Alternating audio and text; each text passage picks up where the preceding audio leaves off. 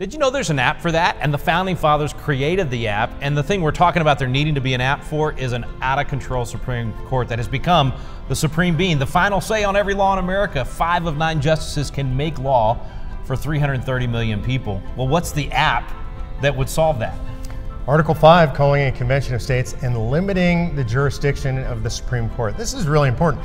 The founders never intended the Supreme Court to be supreme, right? They intended all the branches to be engaged with what does the Constitution mean, how does its ultimate enforcement work. Now, it's just the Supreme Court. The founders actually gave us a perfect example of how they would deal with this. It's through an amendment. When all the founders were still alive, we get the 11th Amendment, the first amendment after the Bill of Rights. So some of these guys in this room that gave us the Constitution were involved in what you're about to Absolutely. Yeah. So they're back in the states, they're voting on ratifying this. The Supreme Court takes original jurisdiction when somebody sues another state that's not their state. The Supreme Court says, hey, that's our case. The founders go, whoa, whoa, whoa, hold on. That's not what we intended. We didn't intend you to have that power. So we're going to make an amendment. We're going to take that power away from you.